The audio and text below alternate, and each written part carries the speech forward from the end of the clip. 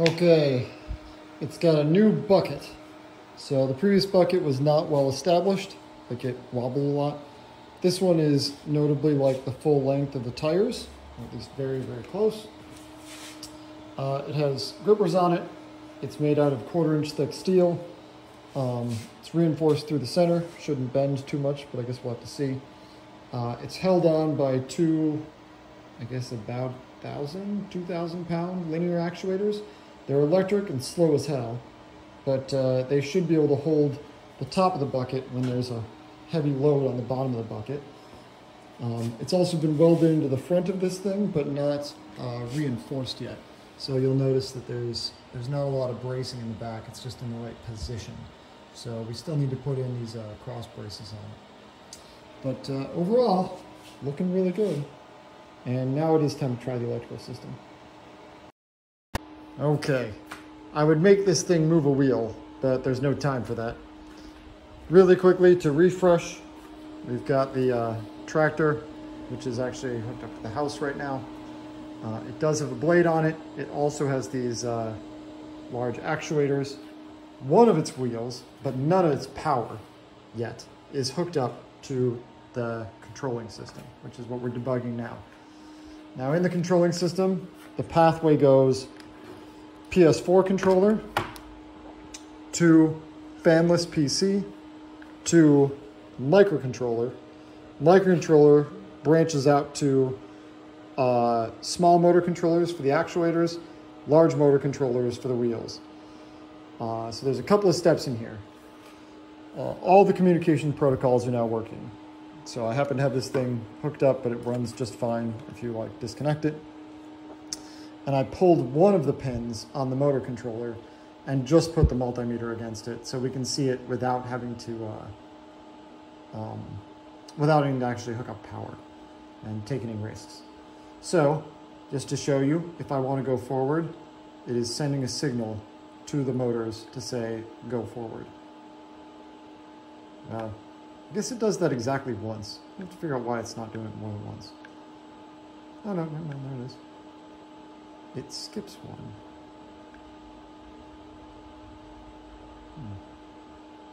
Oh yeah, I think there's something wrong with the refresh rate. But we'll fix that. Anyway, that's where we are. We have the ability to actually affect the motors, and now we're doing software rather than wiring.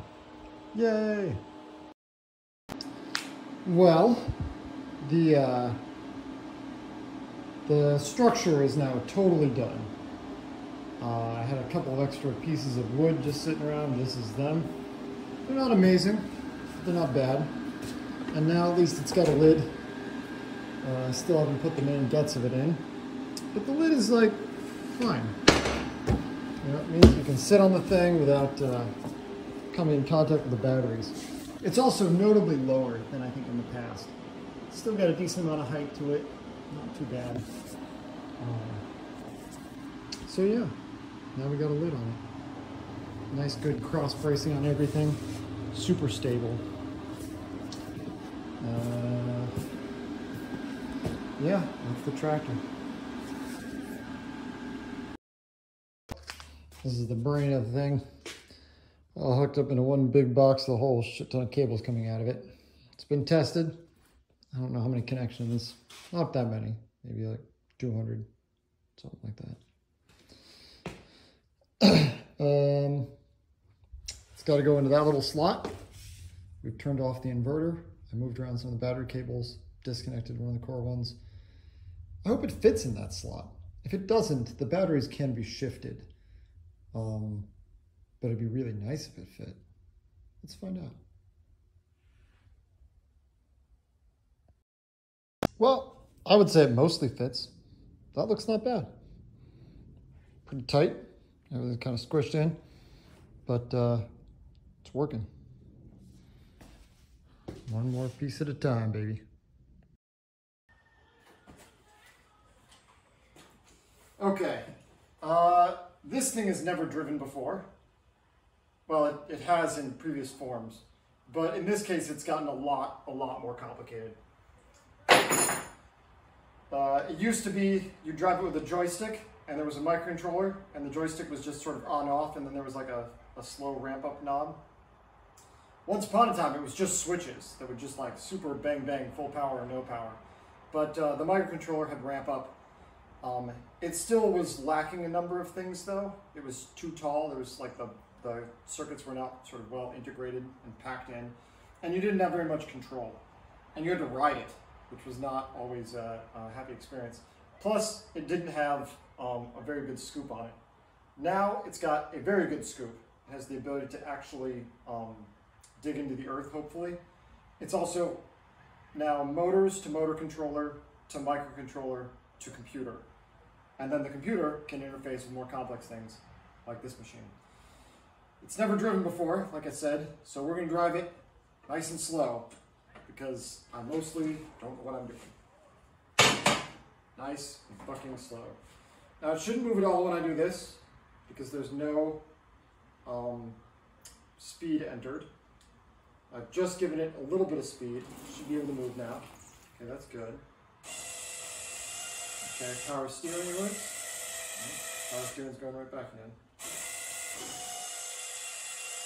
That's not a good sign.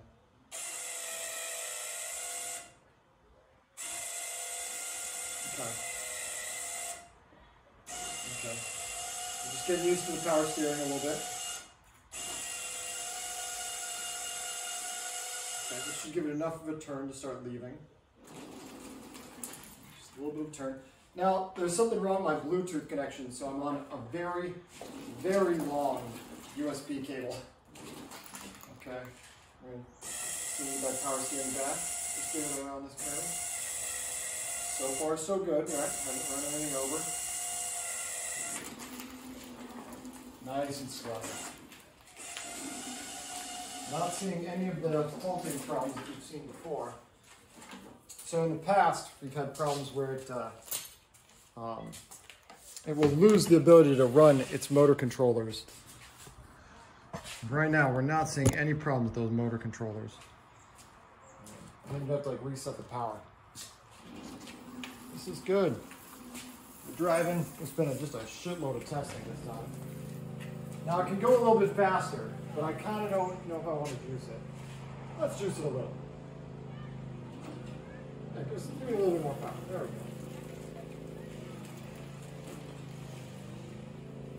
go. Okay.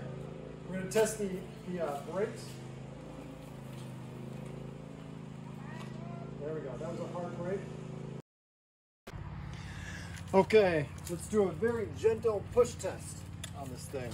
Not a lot of pushing, a little bit of pushing.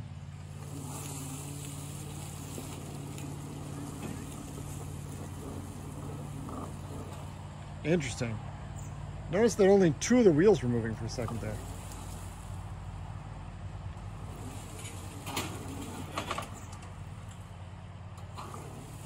Okay, let's get that scoop down a little bit farther.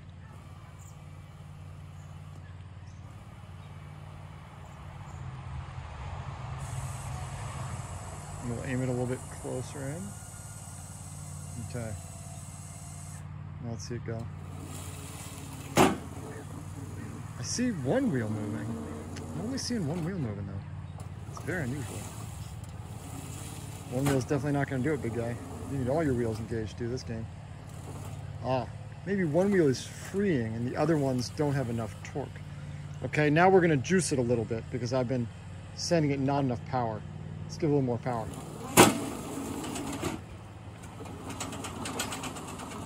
Okay, that's not bad. The first 2 are still under torqued. We're going to juice the power twice more. Now it's got a lot of power.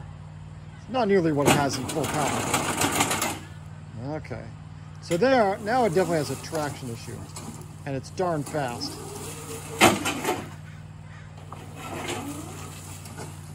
You can also see that when it got into pushing condition, there was definitely some vibration that happened. So I'm wondering if we should also keep an eye on that vibration. Maybe I need to push it up against something that's really heavy so I can watch the vibration in detail. But I've got this video. I can make a little video of it afterward. It's nice that it's not having a huge problem with these rocks. Its core job actually is to push rocks around.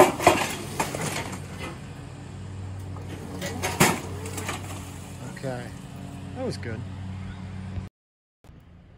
Okay, here we're going to try a type of push we haven't really done before, or at least that the old tractor wasn't very good at. So let's start getting that scoop down. In this case, we've got an overgrown pile of dirt. That dirt has, there's some trees nearby and there's definitely roots in that dirt. It is hard to dig, like with just a regular shovel. It's a real pain in the ass. I really don't think this thing is going to do very well against it, but I feel like this is our sort of ultimate test, is how good can a tractor do against this thing? Let's give this guy, so we've got the blade down near the bottom. In the last test, we saw that 1 or 2 units of speed was pretty mediocre. That is 2 units of speed, pretty mediocre. Let's give it 2 more. Here I can see it doesn't have quite enough torque. We want to see it really put the effort in. Let's give it 1 more. Yeah, at least it's trying, you know. Let's get that blade a little lower. What do you think we should do? Maybe 1 more unit of speed? We want to test this thing.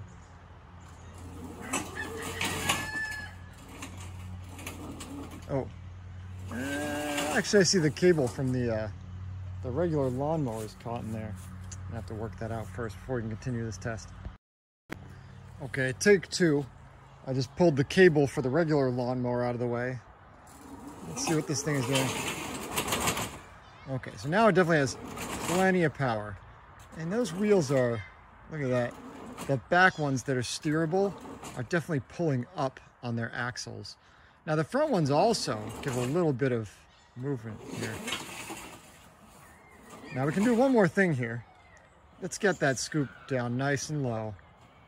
Nice and low. Plowing hard. Now, let's see what that scoop has. Let's see what sort of power it's got. Can it rip up that big plot of land, or is it defeated by the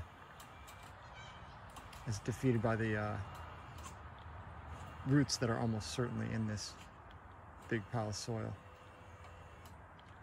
You can see those back wheels are starting to come up. It's definitely pulling its back wheels up. What happens if I try to back up now? Okay, got a little out there. Yeah, those steerable wheels are really moving. Now let's try one more thing. When we made it steerable, the steerability was so that it had roadworthiness. Originally, it did have skid steering. Oh, that seems a little risky. Maybe let's turn down the temperature for that one. I forgot that speed also affects this. Okay, now we're only on 1. Okay, maybe we need 2 to actually do a rotate. Okay, nice and slow rotation. That other rotation looked pretty risk-oriented, if you ask me. I'm sure it doesn't get caught up on its own USB cable. Now this is not bad. I have to say, this skid steering, maybe I should have stuck with skid steering instead of that road steering. But the road steering is useful in some cases.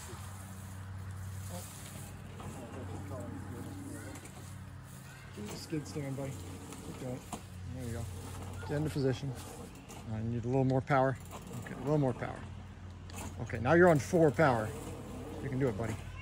Okay, maybe just juice backwards a little bit. Juice backwards. There you go. Oh, that's good. That's good.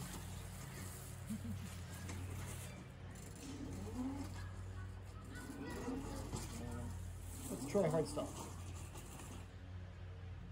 Let's go backwards.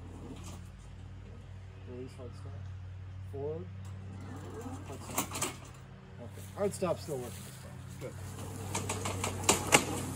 Man, the timeline on the skid steer is definitely too high. It's skid steering for a long, long time.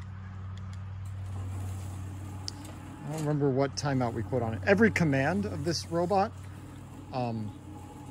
its commands are timed. So if it doesn't get a new command in time, it finishes its last command. But that also means that you have got to set a timer on each command. In this case, it looks like the timer on a rotate command is awfully long.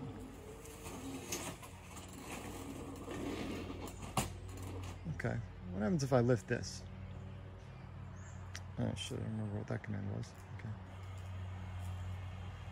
Let's bring that bucket up. Let's just try and rip the top off of this little mound.